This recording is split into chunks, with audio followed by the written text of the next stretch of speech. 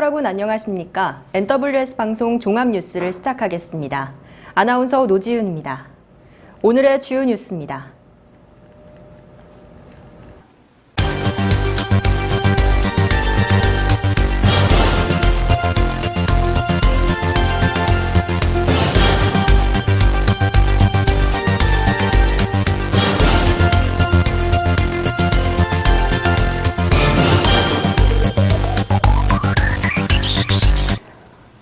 구리시는 올해 교육부 국립특수교육원에서 주관하는 2023년 장애인 평생학습도시 운영사업 공모에 선정됐다고 밝혔습니다.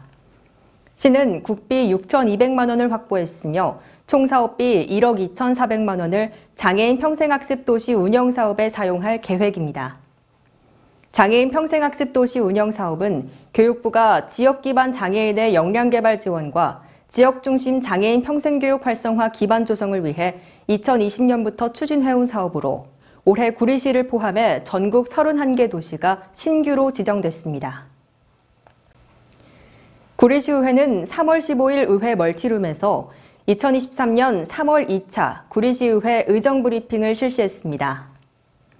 3월 2차 주례회의 운영 결과 구리 자원회수시설 내 주민편익시설 민간위탁 동의안을 포함해 조례안 2건, 동의안 2건, 일반안 2건으로 총 6건의 논의가 있었습니다. 구리시의회 권봉수 의장은 브리핑에서 구리 자원회수시설 내 주민편익시설 민간위탁 동의안은 민간위탁 운영기간이 2023년 5월 21일에 만료됨에 따라 재위탁하고자 하는 안건으로 영업손실분을 민간위탁금으로 지원하는 사항, 또한 소각장, 타원의 식당, 전망대 관리 주체를 다르게 운영하는 것에 대해 검토 필요성을 제기했다고 전했습니다.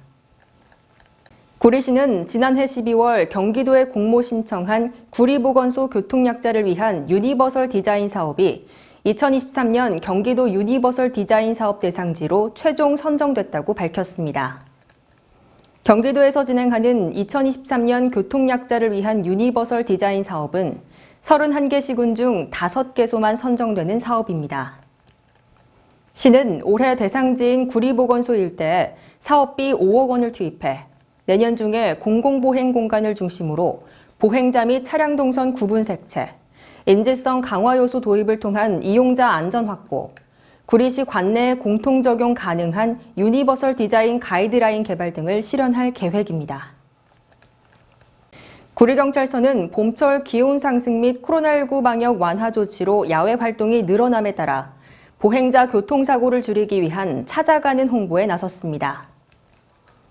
어린이와 어르신들을 대상으로 무단횡단의 위험성을 알리고 지속적인 순찰을 통해 교통안전 홍보 물품을 배부하는 등 교통약자 보호 및 보행자 중심의 교통체계 정착을 위한 지속적인 교통안전 활동을 펼칠 예정입니다. 구리경찰서 관계자에 따르면 연중 사회적 약자를 대상으로 하는 교통사고 예방 홍보 활동을 추진할 것이며 소중한 생명을 지킨다는 사명감으로 교통사고 예방에 최선을 다하겠다고 전했습니다. 남양주 북부경찰서는 개정 도로교통법 시행규칙 홍보를 위해 다양한 활동에 나섰습니다. 올해 1월 20일부터 시행된 도로교통법 시행규칙에 따르면 우회전 신호등이 설치된 곳에서는 녹색 신호에만 우회전할 수 있고 우회전 신호등이 설치되지 않은 곳은 차량 신호등이 적색이라면 반드시 일시 정지한 후 우회전해야 합니다. 정광복 경찰서장은 운전자들의 혼란을 고려해 개정 사항에 대해 4월 21일까지 단속 유예 기간을 두고 우회전 일시정지 홍보 활동을 지속적으로 추진해 올바른 도로교통법 인식 및 보행자 사망사고 예방에 최선을 다하겠다고 말했습니다. 남양주시는 영유아의 건강한 성장과 복지 향상을 위해 올해 상반기부터 차별화된 정책 사업을 추진한다고 15일 밝혔습니다. 시는 코로나19 팬데믹 이후 수집해온 의견들을 정책에 반영해 영유아 발달 지원 사업 더 자람, 플레이 도슨트 사업, 장난감 도서관 확충 사업 등 남양주형 보육 정책을 사업화할 계획입니다. 주광덕 남양주시장은 보육 현장에 계시는 시민시장님들의 의견을 정책에 반영해 아이와 부모, 보육교직원 모두가 행복한 남양주시를 만들어가겠다고 전했습니다. 주광덕 남양주시장은 지난 15일 제50회 상공의 날 기념 행사에 참석해 남양주시의 미래 비전과 실천 전략을 주제로 특강을 진행했습니다. 이날 주 시장은 남양주 발전을 위한 핵심 사업과 실천 전략에 대해 열띤 강의를 펼치며 남양주 슈퍼 성장에 대한 비전을 제시하고 지역 경제 발전에 공헌한 기업인 표창을 시상했습니다. 이번 행사는 경기 동부상공회의소 주관으로 개최됐고 주광덕 시장, 문한경 경기 동부상공회의소 회장을 비롯한 지역 국회의원 등 각계 인사와 기업인 150여 명이 참석했습니다. 의정부시 자동차관리과는 3월을 맞아 자동차 의무보험 미가입 및 정기검사 불이행에 따른 과태료 등 시민들의 피해를 최소화하고자 적극적인 홍보 활동에 나섰습니다.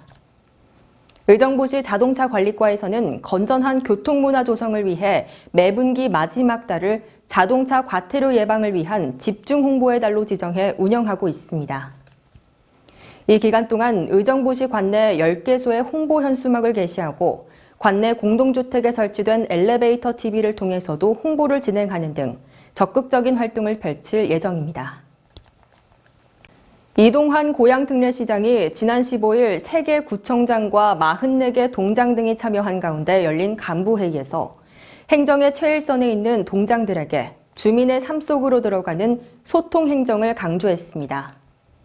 이 시장은 시에서 추진하는 사업들이 왜곡되지 않고 정확하게 전달될 수 있도록 지속적인 노력이 필요하다고 밝혔습니다. 또한 행정의 최일선에서 시민들의 목소리를 경청하고 시의 입장을 대변하는 중간자의 역할을 위해 노력하는 동장들과 묵묵히 자기 위치에서 맡은 바 소임을 다하는 동직원들에게 깊은 감사를 드린다며 그동안의 노고를 격려하는 시간도 가졌습니다. 2023 국제빙상연맹 세계 쇼트트랙 선수권 대회 5000m 계주 결승전에서 고양시청 빙상팀 박지원, 홍경환, 임용진, 이준서 선수가 동메달을 획득했습니다. 한국팀은 초반에 선두를 달렸으나 후반부에 중국과 이탈리아, 캐나다에 밀렸고 치열한 접전 끝에 3위로 결승전을 통과했습니다.